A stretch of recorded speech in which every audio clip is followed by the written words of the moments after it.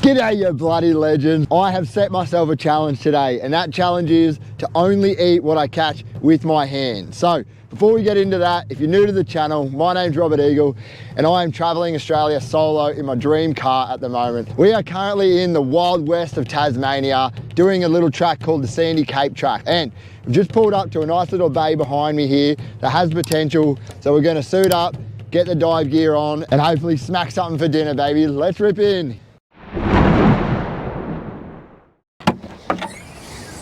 Oh no, wetsuit's a little wet. It's bloody cold out here, guys. I know the sun's out, but don't be fooled. It's only about 10 degrees. It's no fun in any weather putting on a wet wetty, that's for sure. And we're rocking two odd fins here. We got one boog fin and one diving fin because the other one is absolutely cooked.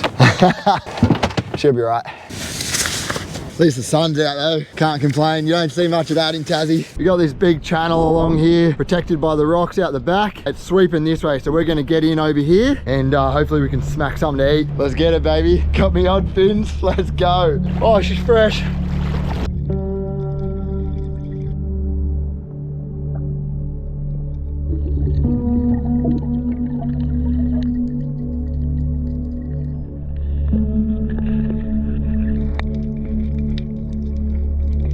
How cool is all the different coloured starfish? It's actually sick.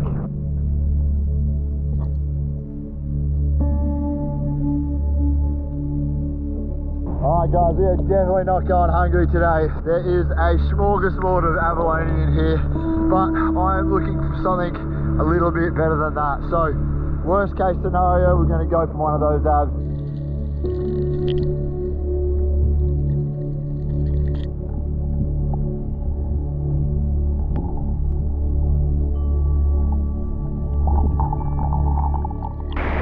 He's definitely too small. Pretty cool though, I've never caught one before.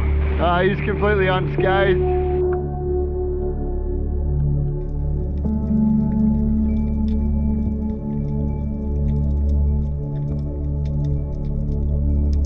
I'm shivering. I think I'm gonna get one of these abalones and get out of the water and get warm because, oh, it's bloody freezing. Gotta be quick with these abs.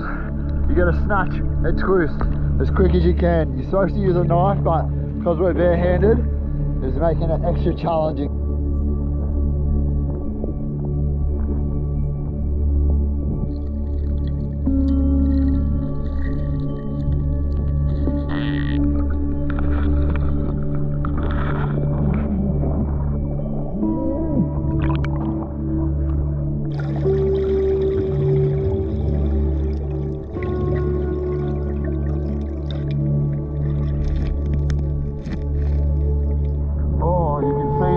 Shivering, guys. I need to get a big one and get up out of here because I'm freezing.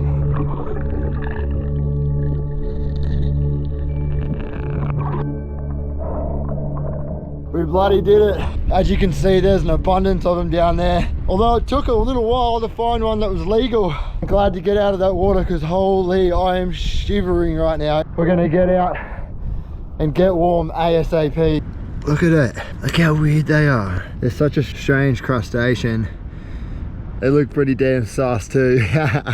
We'll get a fire started, get warm. Oh my goodness. I'm just gonna do it instead of telling you what I'm gonna bloody do. There's a few little paddy melon getting about as well.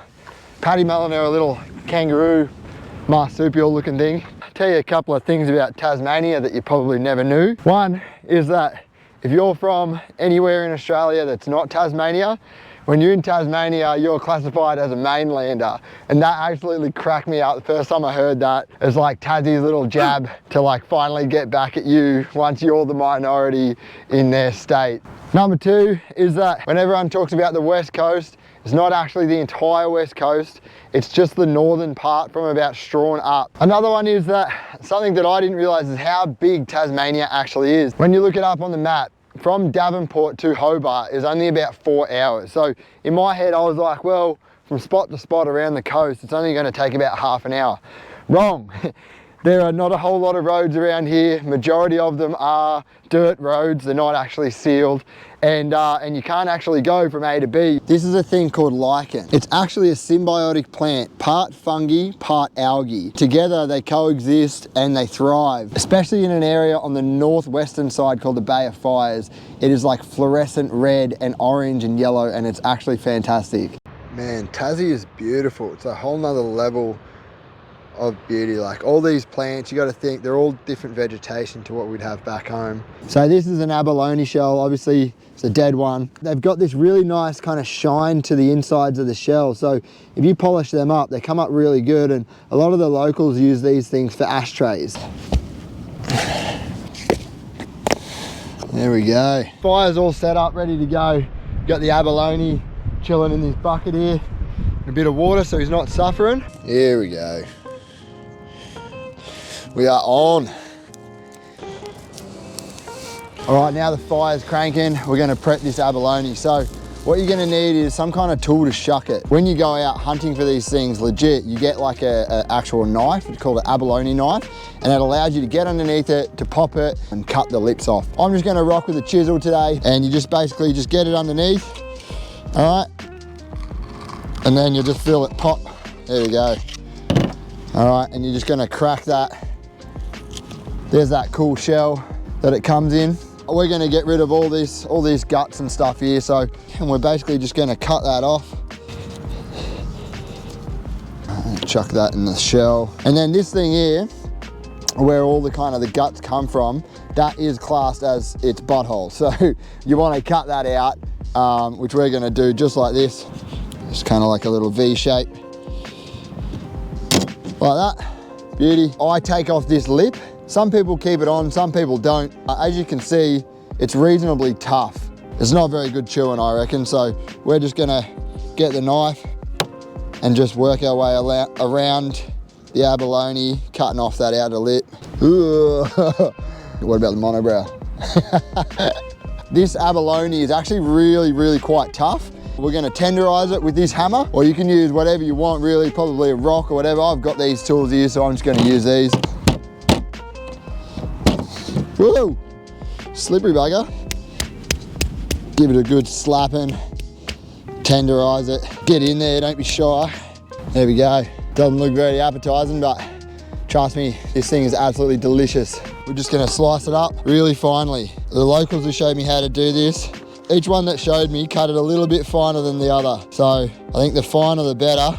It's just like chicken or something. Like you look at that meat, it's quite filling. I'm that excited for this, honestly. Stomach is grumbling. There we go, dinner. Now the coals are looking good. I'm gonna chuck the pan on there and we're gonna whack these in the pan. It's nice and hot. Here we go. Oh, I'm actually so hungry.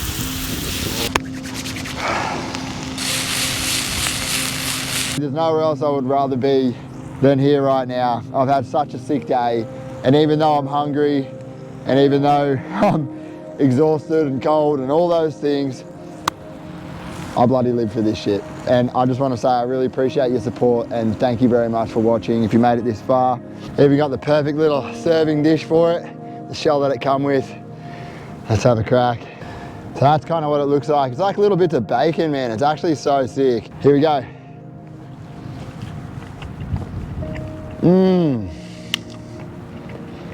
Man, that's actually off its head. It's kind of like the texture of squid, but it just tastes so good. Oh yes, I'm definitely gonna smash all of this. I had a wicked day today doing this challenge, and we bloody did it, guys. We bloody did it. If you want to support me, please hit like or subscribe or hit me on any of my social media platforms. I would really appreciate it. But most of all, thanks for watching, and I'll see you next time. Much love. Phew.